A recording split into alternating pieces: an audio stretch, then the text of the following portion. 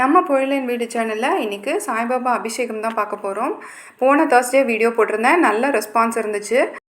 நிறைய பேர் லைக் போட்டிருந்தீங்க. அப்புறம் கமெண்ட்ஸும் நல்ல பாசிட்டிவ் கமெண்ட்ஸ் கொடுத்துருந்தீங்க. நம்ம சேனலில் நிறைய சாய்பாபா பக்தர்கள் தான் பார்க்குறீங்கன்னு நினைக்கிறேன். உங்களுக்கு இந்த மாதிரி வீடியோஸ் தான் பிடிச்சிருக்குதா, இல்லை நான் ஆர்கனைசேஷன் வீடியோ போட்டாலும் பார்ப்பீங்களா அப்படின்னு எனக்கு சொல்லுங்கள். சரி, இப்போ நம்ம அபிஷேகம் எப்படி பண்ணுறதுன்னு பார்த்தலாம். இதுக்கு ப்ரிப்ரேஷன் ஒர்க்காக நான் புதன்கிழமையே பூஜா ரூம் துடைக்க ஆரம்பிச்சிட்டேன். மத்தியானத்துக்கு மேலே நான் க்ளீன் பண்ண ஆரம்பித்தேன். அதோட இந்த கோலம் நான் வாங்கியிருந்தேன். பிரத்யங்கிரா தேவி கோவில் இருக்குது இங்கே சோழிங்கநல்லூரில். அதை நான் ஒரு நாள் உங்களுக்கு காட்டுறேன். அதையும் நான் வீடியோ எடுத்துருக்கிறேன். அங்கே தான் இந்த கோலம் ஸ்டிக்கர் வாங்கினேன். இது எனக்கு ரொம்ப பிடிச்சிருந்துச்சி, அதனால நான் வாங்கியிருக்கேன். அபிஷேகத்துக்கு தேவையான பொருட்கள் எல்லாமே நான் முன்னாடி நாள் நைட்டே அரேஞ்ச் பண்ணி வச்சுட்டேன். பசும்பால் மட்டும் காய்ச்சாமல் ஃப்ரிட்ஜில் எடுத்து வச்சுருந்தேன். ஒரு கப்பில் சந்தனம் எடுத்துருக்கிறேன். இன்னொரு கப்பில் அபிஷேக பவுடர் எடுத்துருக்கேன், அதாவது திருமஞ்சன பொடின்னு சொல்லுவாங்க. இன்னொன்று பன்னீர் எடுத்துருக்கிறேன். அப்புறம் எண்ணெய் எடுத்துருக்கிறேன், நல்லெண்ணெய் எடுத்துருக்கேன். அப்புறம் ஒரு கப்பில் தயிர் எடுத்துருக்கிறேன். இது தேன் பாட்டில் எடுத்துருக்கேன். அப்புறம் வழக்கமாக நம்ம பூஜைக்குன்னா என்னென்ன பொருள் வாங்குவோமோ அதெல்லாம் வாங்கி வச்சுக்கோங்க. அதாவது வெத்தலை, பாக்கு, பூ, தேங்காய், அப்புறம் ஃப்ரூட்ஸ் ஏதாவது வாங்கணுன்னா கூட வாங்கி வச்சுக்கோங்க. இப்போ நம்ம சின்ன சாய்பாபா சிலைக்கு தான் நான் பண்ண போகிறேன். இப்போ நம்ம பூ வைக்கிற ஸ்டாண்டு எல்லாத்தையுமே ரிமூவ் பண்ணிடுறேன்.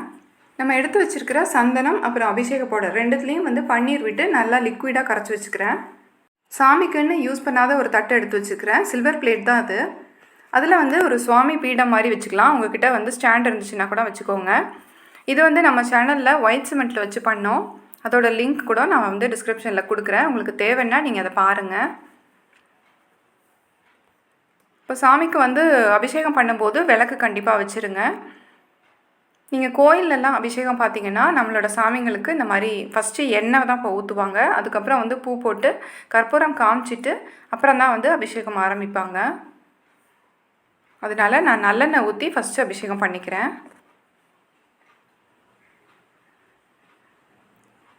மணி அடிச்சுட்டே கற்பூரம் காட்டிக்கிறேன்.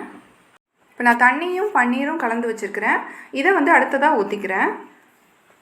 இப்போ நம்ம சப்ஸ்கிரைபர் போன வீடியோ பார்த்துட்டு நிறைய டவுட் கேட்டிருந்தாங்க. புக்கு எப்படி படிக்கணும், எனக்கு புரியல அப்படின்லாம் நிறைய பேர் கேட்டிருந்தாங்க. புக்கு எப்படி படிக்கணும்னா நீங்கள் கான்சென்ட்ரேட் பண்ணி படிக்கணும், அதுதான் முக்கியம். 7 நாளில் 7 சாப்டர் படிக்கிறேன் அப்படின்னு நீங்கள் வேண்டிக்கிட்டு அது ஒரு வேண்டுதல் ஏதாவது வச்சுட்டு நீங்கள் படிக்கலாம். அந்த மாதிரி கூட சிலர் பண்ணுவாங்க. நம்ம புக்கில் 51 சாப்டர் இருக்கும். அப்போ நம்ம 7 படித்தோம்னா கடைசி 2 நாள் மட்டும் எக்ஸ்ட்ராவாக ஒரு சாப்டர் சேர்த்து படிக்கிற மாதிரி இருக்கும். உங்களுக்கு ஒரு நாளில் 7 சாப்டர் படிக்கிறதுக்கு டைம் இருக்கும் அப்படின்னா நீங்கள் அந்த மாதிரி கூட பண்ணலாம். ஏன்னா 7 சாப்டர் படிக்கும்போது நம்ம கொஞ்சம் கான்சென்ட்ரேட் பண்ணி படிக்கணும். அந்த மாதிரி டைமாக நீங்கள் ஃபிக்ஸ் பண்ணிக்கோங்க. இப்போ குழந்தைங்க வச்சுருக்கவங்க என்ன மாதிரி இருக்கவங்கெல்லாம் படிக்க முடியாது. அந்த மாதிரி 7 நாள் 7 முடிக்கவே முடியாது. கடமைக்கு அவசர அவசரமாக படிக்கிற மாதிரி ஆகிடும். அந்த மாதிரி இருக்கவங்க டெய்லி ஒரு சாப்டர் படிக்கலாம். நிறுத்தி நிதானமாக படித்தா போதும் நமக்கு. அப்படி இல்லை நீங்கள் ரொம்ப பிஸியாக ஒர்க் பண்ணுறவங்க அப்படின்னா அந்த நான் சொன்ன 15th சாப்டர் மட்டும் கூட நீங்கள் படிச்சுக்கலாம். அடுத்து ஒரு சிலர் புக்கு எங்கே வாங்கணும், எங்கே கிடைக்கும் அப்படின்னு கேட்டிருந்தாங்க. ஆன்லைனில் கூட இப்போல்லாம் கிடைக்குது. இல்லைனா பக்கத்தில் ஏதாவது புக் ஸ்டோர் இருந்துச்சுன்னா அங்கே கேட்டு பாருங்கள். இல்லைனா உங்கள் வீட்டு பக்கத்தில் சாய்பாபா கோயில் இருந்துச்சுன்னா கோயிலே கூட நீங்கள் கேட்டு பாருங்கள். இப்போ நம்ம தயிர் ஊற்றி அபிஷேகம் பண்ணியாச்சு, சந்தனம் ஊற்றி பண்ணியாச்சு. இது அபிஷேக பொடி யூஸ் பண்ணியிருக்கேன். இது நாட்டு மருந்து கடையிலே கிடைக்கும். திருமஞ்சன பொடின்னு கூட சொல்லுவாங்க. இப்போ நம்ம அடுத்த ஒரு டவுட் பார்த்துடலாம். ஃபாஸ்டிங் எப்படி இருப்பீங்க அப்படின்னு நிறைய பேர் கேட்டிருந்தீங்க. இது ஃபுல்லாக நம்மளோட விருப்பம் தான். அந்த புக்கில் எங்கேயுமே நம்ம பட்னியாக இருக்கணும் அப்படின்னு எங்கேயுமே சொல்லலை. அதனால் நீங்கள் நல்லா சாப்பிட்டுட்டே கூட இருக்கலாம். வெஜ்ஜு சாப்பாடாக சாப்பிட்னா சாப்பிட்டுக்கலாம். சாப்பிடாமல் இருக்கணும்னு அவசியம் கிடையாது. ஒருத்தவங்க நான்வெஜ் சாப்பிட்லாமா, அதுவும் சண்டே நான்வெஜ் சாப்பிட்லாமான்னு கேட்டிருக்காங்க. சண்டே நான்வெஜ் சாப்பிட்றதுக்கும் சாமி கும்பிட்றதுக்கும் என்ன சம்மந்தம்னு எனக்கு தெரியல. எல்லா நாளும் நான்வெஜ் சாப்பிட்றதா இருந்தால் கூட சாப்பிட்டுக்கோங்க. என்றைக்கு நம்ம சாமி கும்பிட்றோமோ அன்றைக்கி நான்வெஜ் சாப்பிடாமல் கும்பிட்டா நல்லது. நான்வெஜ்ஜை சமைச்சு வச்சுட்டு நம்ம மட்டும் சாமி கும்பிட்டோம்னா நல்லா இருக்காது. ஒருத்தவங்க ஊதி உங்களுக்கு எங்கேருந்து கிடச்சிது, கோயிலில் கொடுப்பாங்களா அப்படின்னு கேட்டிருக்கீங்க. கோயிலில் கொடுப்பாங்க, கொஞ்சமாக கொடுப்பாங்க. நான் நம்மளோட சாதாரண விபூதி பாக்கெட்டை தான் எடுத்து நான் ஊதியாக யூஸ் பண்ணிகிட்ருக்கேன். நான் எல்லா சாமியும் ஒன்றுன்னு நினைக்கிறதுனால தான் நான் சாய்பாபாவையும் கும்பிட ஆரம்பித்தேன். இது நம்ம சாமி, இவர் தனி அப்படின்னு நான் நினைக்கல. முஸ்லீம் சாமி அந்த மாதிரி நான் நினைக்கவே கிடையாது. சாய்பாபா புக்கிலே கூட போட்டிருக்கோம். அந்த காலத்தில் பார்த்திங்கன்னா ஹிந்துஸுக்கும் முஸ்லீம்ஸுக்கும் நிறைய சண்டை நடக்கும், மத கலவரம் மாதிரி நடக்கும். நீங்கள் அந்த பாம்பே படத்துலலாம் கூட பார்த்துருப்பீங்க. அந்த மாதிரி காலகட்டத்தில் இந்த மதங்களுக்கு இடையில் ஒரு ஒத்துமையை உண்டாக்கணும் அப்படின்ட்டு இவர் சாய்பாபா வந்து ஹிந்து கடவுளையும் கும்பிட ஆரம்பிச்சிருக்காங்க அவரோட மசூதியில். அந்த மாதிரி தான் அந்த புக்கில் நிறைய போட்டிருக்கோம், நீங்கள் புக்கை படிச்சிங்கன்னா புரியும். அதனால் நம்மளோட விபூதியை தான் நான் வந்து ஊதியாக நினச்சி நான் வச்சுக்குவேன். உங்களுக்கு புரிஞ்சிருக்கும்னு நினைக்கிறேன் நான் சொல்ல வர பாயிண்ட்டு. இப்போ நான் ஹனியும் பாலும் வச்சு அபிஷேகம் பண்ணும்போது அந்த தட்டில் இருக்க தண்ணியை ஏற்கனவே ஊற்றிருந்ததை கலசத்தில் ஊற்றி வச்சுட்டு அப்புறமா தட்டில் வந்து ஊற்றிருக்கிறேன். இந்த பாலையும் தேனையும் வந்துட்டு நம்ம பிரசாதம் மாதிரி எல்லோரும் குடிச்சிக்கலாம். அப்புறம் ஒருத்தவங்க சொல்லியிருந்தாங்க, நான் வந்து 9 வார பூஜை இருக்க ஆரம்பித்த பிறகு தான் எனக்கு கல்யாணம் ஆச்சு, அதே மாதிரி குழந்தையும் பிறந்துச்சு அப்படின்னு சொல்லியிருக்கிறாங்க.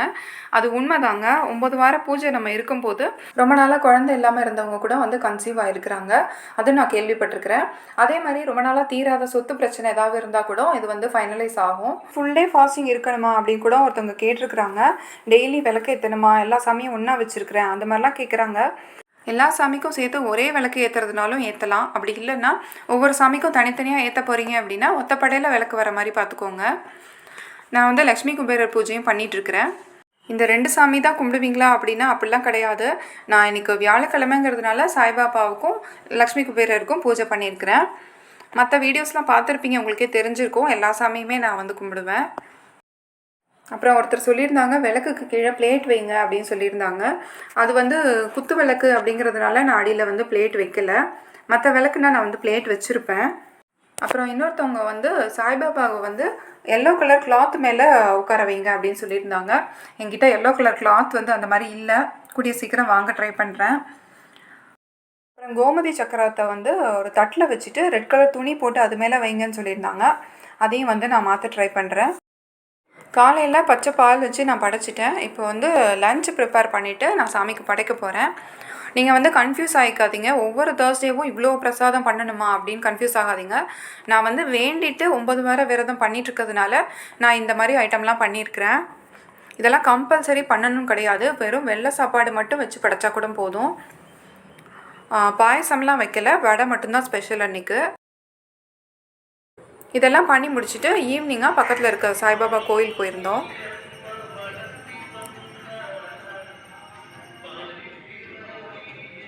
அப்புறம் ஒருத்தவங்க கமெண்ட் பண்ணியிருந்தாங்க. எல்லாரோட கமெண்ட் ஏசு ஒருவரே தெய்வம் அந்த மாதிரி நிறைய பெரிய மெசேஜாக போட்டிருந்தாங்க. நான் வந்து இந்த சாமி தான் கும்பிடணும்னு யாரையும் நான் கம்பல் பண்ணலை. அதே மாதிரி நீங்களும் மற்றவங்கள கம்பல் பண்ண முடியாது. இப்போ என்னோடய மதத்தோட சாமியை தான் வந்து நீங்கள் கும்பிடணும்னு நான் வந்து சொல்ல முடியுமா? உங்கள் மதத்தோட கடவுள் தான் உண்மை ரியல் அப்படின்னு ப்ரூவ் பண்ண ட்ரை பண்ணாதீங்க. அதை வந்து மற்ற மதத்தில் இருக்கவங்களால ஏற்றுக்க முடியாது, ஏற்றுக்கணும்னு அவசியமும் கிடையாது. என்னை பொறுத்த வரைக்கும் ஹிந்துஸ் வந்து சாய்பாபா கும்பிடுறது கூட ஒரு மத நல்லிணக்கம் மாதிரி தான் நான் பார்க்குறேன். எல்லாருமே வந்து ஒருத்தருக்கு ஒருத்தர் ஒத்துமையாக தான் இருக்க மாதிரி தெரியுது. சில பேர் தான் இந்த மாதிரி இருக்கிறாங்க. இந்த வீடியோவில் உங்களோட நிறைய டவுட்ஸை வந்து கிளியர் பண்ணியிருக்கேன்னு நினைக்கிறேன். நான் சொன்ன மாதிரி அபிஷேகம் ட்ரை பண்ணி பாருங்கள். கண்டிப்பாக வந்து உங்கள் வாழ்க்கையில் நல்ல ஒரு முன்னேற்றம் வரும். நீங்கள் நினச்ச காரியம் கண்டிப்பாக வெற்றி அடையும். நம்ம சேனலில் வர வீடியோஸ் பார்த்துட்டு நல்ல ஒரு பாசிட்டிவ் கமெண்ட்ஸ் கொடுக்குறீங்க. இது வந்து யூஸ்ஃபுல்லாக இருக்கும்னா உங்களுக்கு தெரிஞ்சவங்களுக்குலாம் ஷேர் பண்ணுங்கள். நான் ஃபஸ்ட்டு கேட்டதை மறந்துடாதீங்க, பூஜா வீடியோஸ் தான் பார்ப்பீங்களா இல்லை மற்ற ஆர்கனைசேஷன் வீடியோஸ் பார்ப்பீங்களான்னு எனக்கு சொல்லுங்கள்.